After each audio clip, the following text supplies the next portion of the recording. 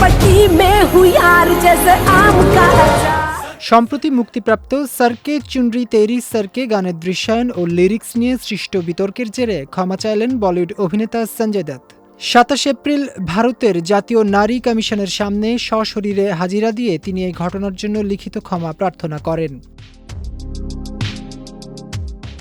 ভারতীয় গণমাধ্যম সূত্রে জানা যায়, সঞ্জয় দত্তের আসন্ন সিনেমা কেডি দ্য ডেভিলের হিন্দি ভার্সনের গানে অশ্লীল শব্দ ব্যবহারের অভিযোগ ওঠে। এই প্রেক্ষিতে নারী কমিশন থেকে ছবির সংশ্লিষ্টদের তলব করা হয়েছিল। এরই ধারাবাহিকতায় কমিশনের সামনে উপস্থিত হয়ে সঞ্জয় দত্ত একটি লিখিত ক্ষমাপত্র জমা দেন। সেখানে তিনি উল্লেখ করেন যে ভাষার পার্থক্যের কারণে গানের প্রকৃত অর্থ বুঝতে না পারায় এই গানে কাজ করেছিলেন তিনি। তাই নিজের ভুল বুঝতে পেরে একজন সচেতন শিল্পী হিসেবে তিনি নিঃশর্ত ক্ষমা প্রার্থনা করেছেন। সেখানে অভিনেতা স্পষ্ট করেন যে সমাজের কোনো ক্ষতি করা বা কাউকে আঘাত করার কোনো ইচ্ছাকৃত অভিপ্রায় তার ছিল না।